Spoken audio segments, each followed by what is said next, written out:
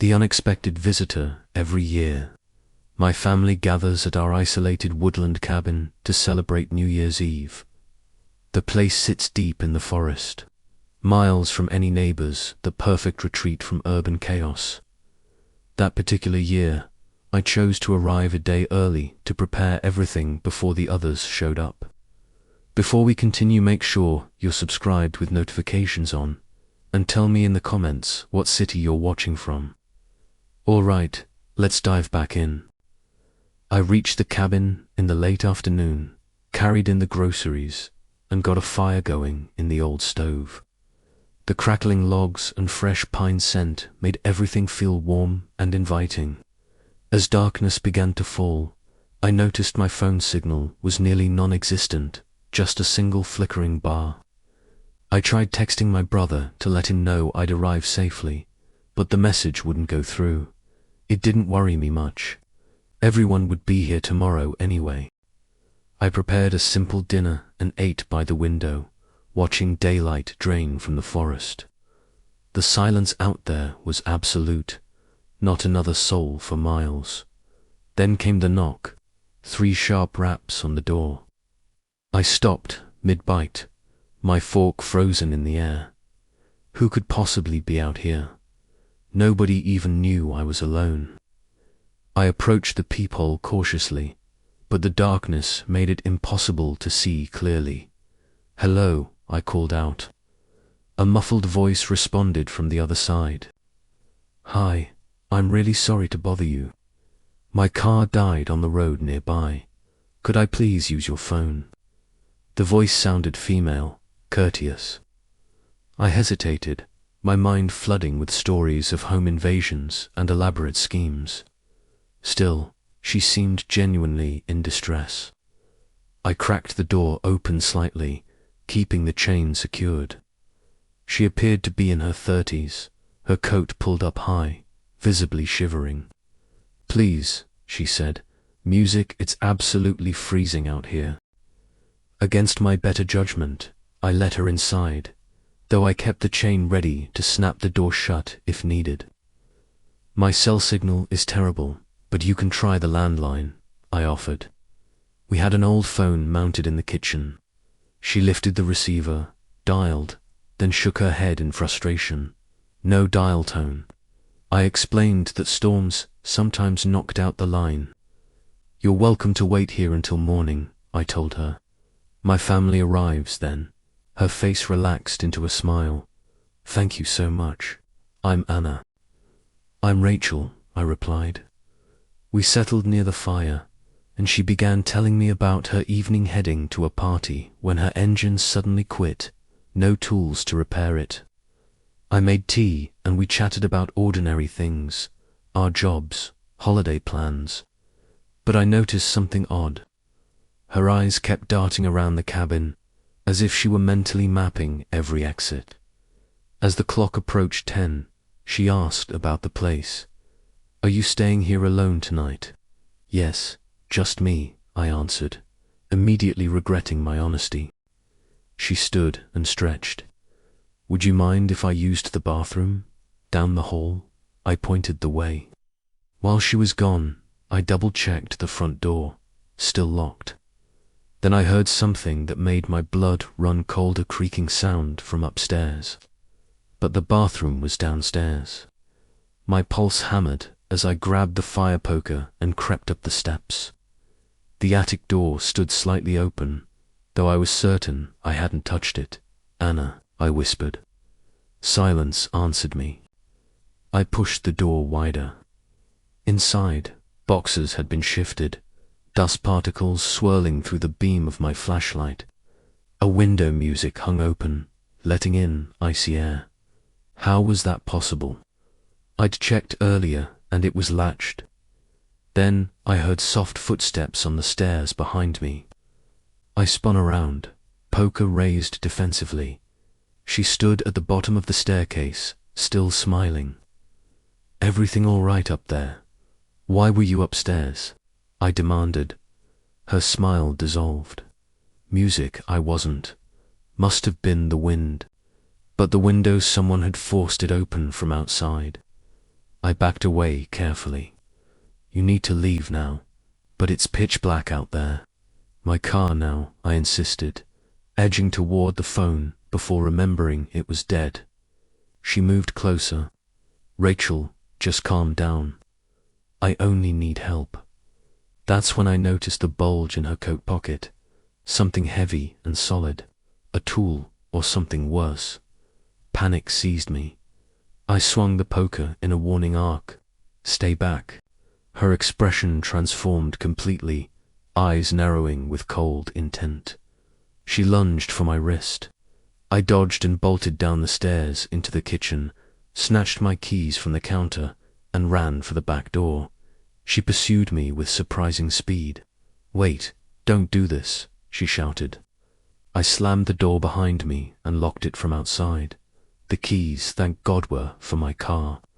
I sprinted toward my vehicle parked by the shed, snow crunching and slowing each step. Behind me, she pounded on the window, screaming something I couldn't make out. I jumped into the driver's seat and jammed the key into the ignition. The engine roared to life. As I threw the car into reverse, my headlights illuminated her standing at the front door, now clearly gripping a crowbar in her hand. Had she been planning to break in all along? I sped down the dirt road without looking back, finally finding a gas station several miles away. I called the police from their phone. When officers arrived at the cabin, it was empty. No sign of her or any broken-down vehicle nearby. But they found the attic window smashed in and footprints circling the entire house like someone had been scouting the property before knocking. The officers told me it matched the pattern of a woman who'd been targeting remote homes all season, pretending to be stranded to gain entry, then robbing people, or worse, with accomplices waiting nearby. They never caught her that winter. Now I refuse to visit the cabin alone. New Year's Eve means crowded hotels in town with lots of people around. But sometimes, in quiet moments, I still hear those 3 sharp knocks and wonder just how close I came to never seeing another New Year. Story 2. The ex's plan last year. Following my divorce, I decided to spend New Year's Eve at home by myself. The children were visiting their grandparents in another state, and I wanted some solitary time to reflect. My house was located in a peaceful neighborhood backed by dense woods, with no close neighbors. I invited my friend Monica over for company. We watched movies and snacked until around 11 p.m., when she hugged me goodbye and headed home. I secured all the doors, activated the alarm system, and went upstairs to bed. Distant fireworks popped as midnight arrived. Exhausted from the day, I fell asleep quickly. But sometime after midnight, a sound jolted me awake, a soft thump from somewhere downstairs. I sat upright, straining to hear. The clock read 12:45 a.m. Probably just the wind, I told myself.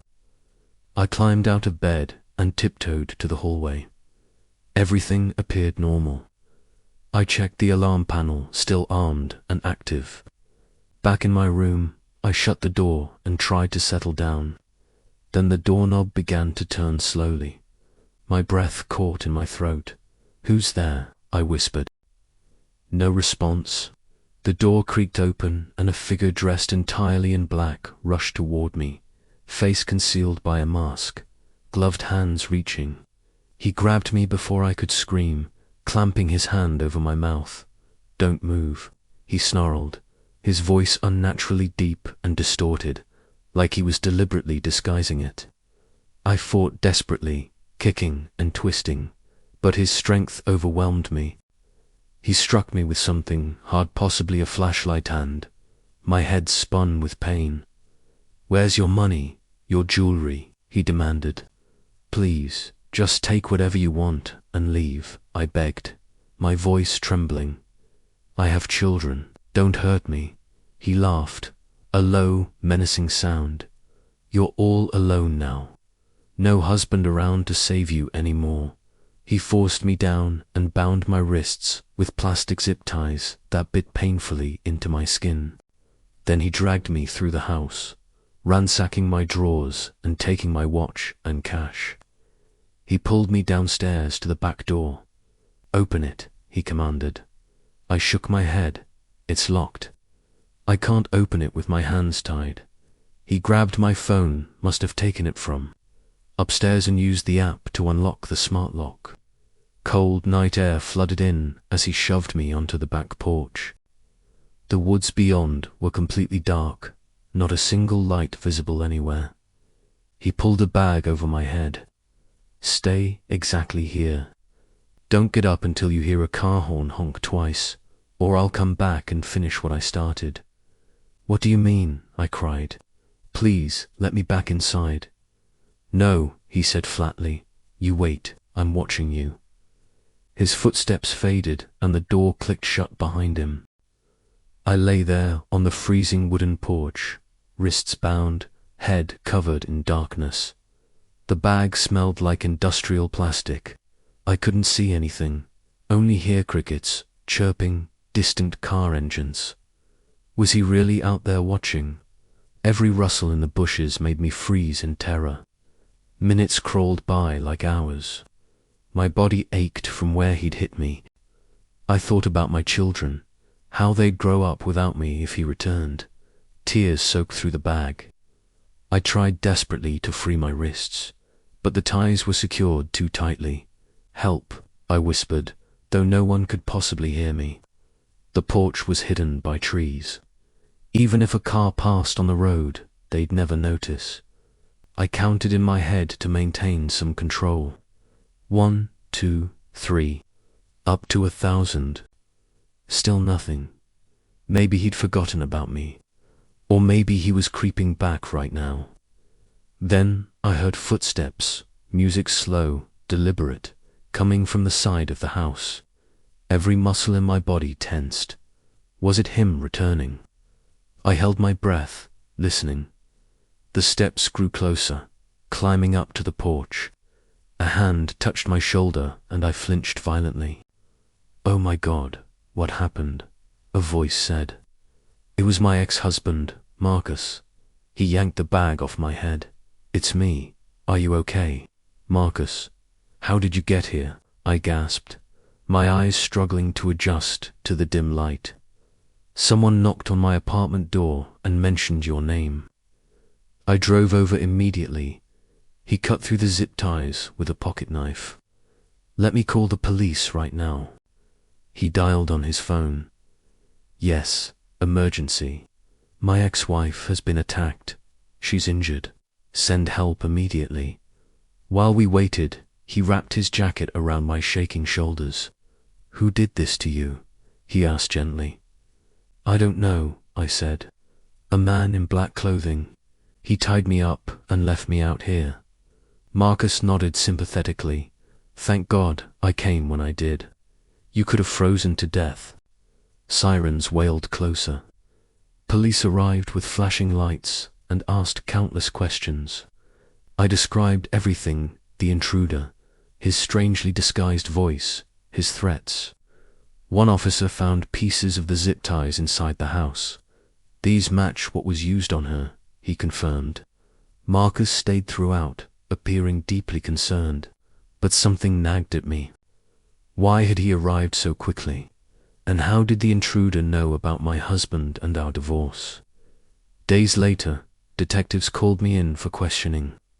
"We reviewed security camera footage from stores in the area," one said. "Marcus purchased those exact zip ties yesterday. We also found his computer, search history, how to change your voice, how long can you choke someone without killing them." The room spun around me. It was him, yes. He staged the entire attack to terrorize you, then rescue you. He wanted to be the hero and win you back. Marcus was arrested. Investigation revealed he'd faked being sick multiple times before to gain my sympathy. In court, he confessed to everything. Now he's serving a lengthy prison sentence. That night still haunts. Me lying blindfolded on the porch, every sound seeming like death approaching. I lock every door twice now and never spend New Year's Eve alone. The darkness conceals too much. Story 3. The woods and the dog music. I'd flown home after a grueling semester at college. My flight was significantly delayed, and my family had already left for my cousin's big New Year's party. They'd left our old car in the airport lot with the keys hidden under the floor mat, as usual. Our dog Charlie was in the back seat, tail wagging excitedly when he spotted me. He was a golden retriever mix, friendly with absolutely everyone. The drive would take about an hour along quiet back roads, cutting through fields and forest. Darkness had already settled, with only scattered lights from distant farmhouses breaking the blackness. I turned on the radio, but got mostly static and occasional fragments of songs. Charlie whined briefly, but soon settled down. Music about halfway home, Charlie started acting strangely.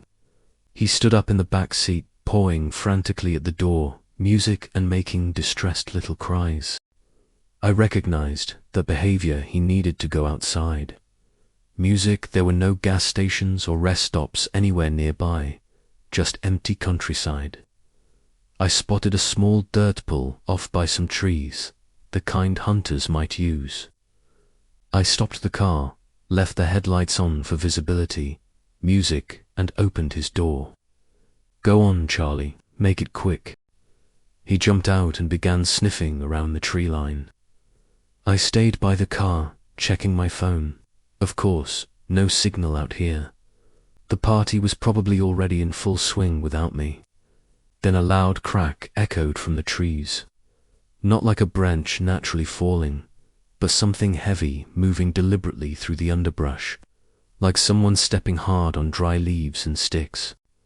Charlie's ears shot up, and he froze. Another crack, closer this time. Suddenly, Charlie bolted straight into the woods, barking once before disappearing into the darkness. "Charlie, come back," I yelled, my voice echoing uselessly. I grabbed my phone for its flashlight and ran after him. The trees grew thick quickly, branches scratching my arms and face. The ground was treacherous with exposed roots and hidden holes. My light beam bounced wildly, revealing patches music of snow scattered on the dead leaves. "Charlie, where are you?" I called again.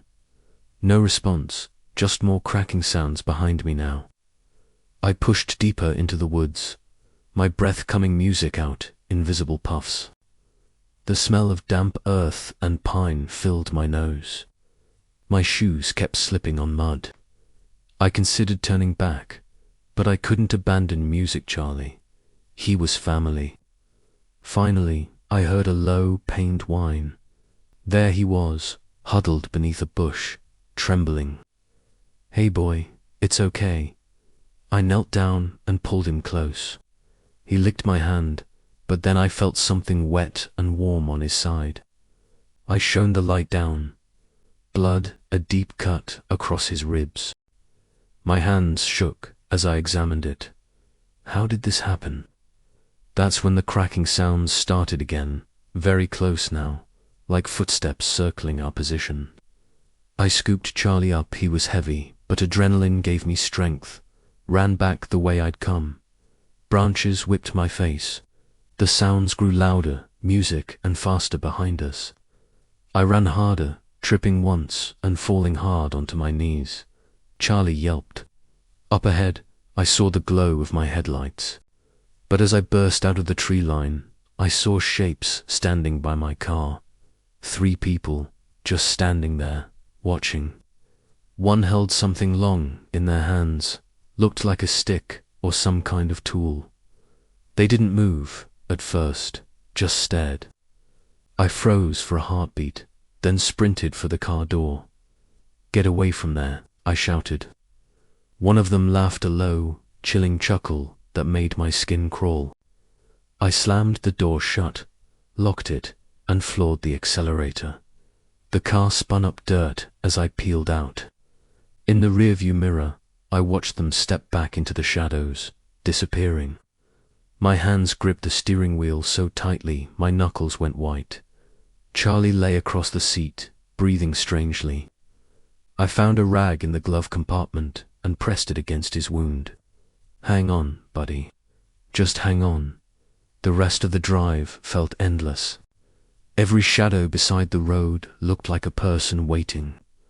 I kept checking the mirrors obsessively. When I reached my cousin's house, I carried Charlie inside and everyone crowded around immediately. "What happened?" my mum asked, eyes wide with alarm. "He got hurt in the woods." I stopped to let him out, and something chased us. I didn't tell them about the people yet.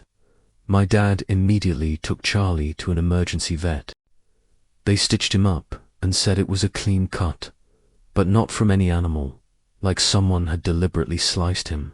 That night, after the countdown and celebratory hugs, I couldn't sleep. We all stayed up talking, but my mind remained trapped in those woods. The police came the next day, and I told them everything. They said there had been reports of people lurking in that area, possibly robbers or worse, using the dark roads to trap lone drivers. Weeks later, news broke about arrests 3 men caught breaking into nearby homes. They carried knives and apparently enjoyed terrifying people alone at night. The report mentioned they sometimes hurt dogs to lure victims deeper into danger. It matched my experience exactly. I still drive those roads occasionally, but I never stop. And Charlie stays close now, always watching the tree line nervously. But wait, that's not the end. A year later, same night, I was home alone while everyone else went out early for celebrations. The phone rang. Unknown number. I answered. "Hello." A voice, low and chuckling, just like that laugh in the woods, replied. "Remember the forest?" "We do." I locked every door, turned on every light in the house, and called the police again. They patrolled the area but found nothing. The voice still echoes in my nightmares. Story 4. New Year's Darkness. I remember sitting on our worn couch, flipping through TV channels. My mum had left for Florida a couple days earlier. After the divorce, she'd started taking short getaways without me occasionally. She'd left a note about frozen meals and promised to call soon. Our house sat on a remote dirt road, surrounded by towering trees, miles from town. Our neighbors lived far apart. I knew their faces but little else about them. I was watching a movie about a singer and her bodyguard, munching chips and waiting for midnight so I could cheer by myself. The wall clock ticked loudly in the empty living room. Around 11:30, the lights flickered once, then everything went dark. The TV shut off and the entire house plunged into blackness. My first thought was a storm, but there was no rain or wind outside. I sat perfectly still, listening. Outside, faint pops from fireworks echoed from somewhere distant, maybe town, but inside, the silence felt suffocating. I grabbed a flashlight from the kitchen drawer, one with dying batteries. The weak beam shook as I pointed it around. The back door was locked, as always. I checked the front door just to be certain. Everything seemed secure. I figured the power would return soon, so I went back to the couch, shining the light on my snack bowl. Then I heard a soft click from the kitchen, like the back door latch moving. My entire body went rigid. Footsteps followed, slow and heavy on the tile floor. Someone was inside the house. I dove behind the couch, my heart hammering. The footsteps approached the living room. In the darkness, I saw a silhouette, broad shoulders, but I couldn't see the face. I didn't wait to find out. I crawled quickly across the carpet, staying low, heading for the hallway. The floor creaked beneath me, but I made it to my bedroom. I shut the door softly and locked it. The lock was flimsy, but it was all I had. My parrot Oscar was in his large iron cage by the window, shifting on his perch, feathers rustling nervously. Footsteps followed down the hall, stopping right outside my door. Then came knocking, gentle at first, almost polite. I backed away, eyes wide with terror. Then a man's voice, low and eerily calm.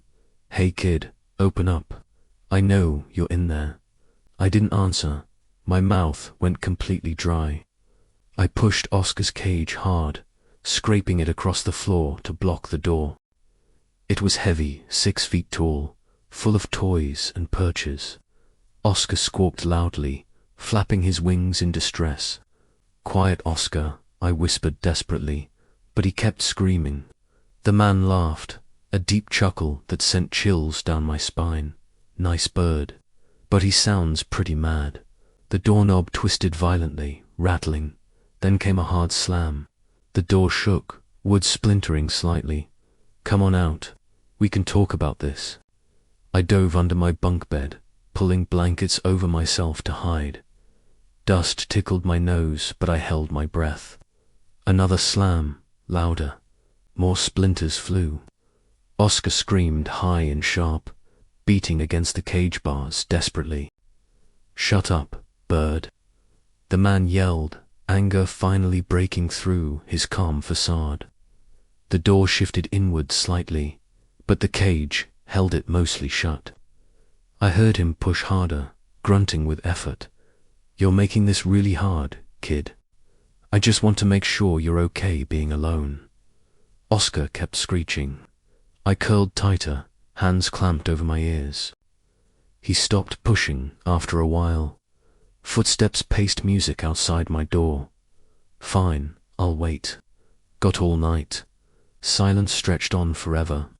Minutes or hours I lost all sense of time. Fireworks boomed distantly, music outside. Midnight passing without celebration. No cheers here, just my rapid, shallow breathing. Then his voice again, closer, like he was leaning against the door.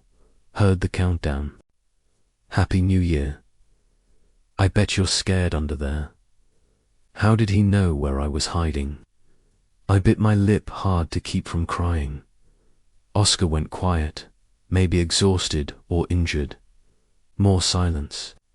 Then scraping, like he was moving the cage inch by inch. My body went completely rigid. He said, "I can see the bed now. Come out, or I'm coming in." Another push. The cage tipped, clanging loudly. Oscar flew into a wild panic again. I squeezed my eyes shut, praying silently. "Please go away, please go away." The pushing stopped. Footsteps faded down the hall. Was he actually gone? I waited, counting in my head. 100, 200. No sounds. After what felt like forever, dawn light broke through my window, curtains grey and weak. I peeked out from under the bed. The door hung crooked, cage tilted, but still blocking the entrance. Oscar perched quietly, traumatized. I listened carefully. Nothing. My bedroom window was high, but I could reach it. I pushed it open slowly. Cold air hit my face. I climbed onto my desk, legs shaking violently, and jumped out, music landing hard on dirt below. I was okay. I ran barefoot down the road to the nearest neighbor, old Mr. Harrison. I pounded on his door frantically. "Help. Someone broke into my house." He opened the door, sleepy-eyed, wrapped in a bathrobe. "What, kid? Slow down." I told him everything in a rush, words tumbling over each other. He called the police immediately and let me stay inside, giving me hot cocoa with trembling hands. Cops arrived quickly, sirens music wailing. They searched my house back door wide open. Breaker switch deliberately flipped off in the basement. No intruder inside, nothing stolen. But there were large, muddy footprints throughout the kitchen. They asked dozens of questions. I repeated everything, my voice coming out small and broken. My mum got an emergency call from police. She cut her trip short and flew back that same day, hugging me so tightly I could barely breathe. "I'm so sorry. I will never leave you alone again."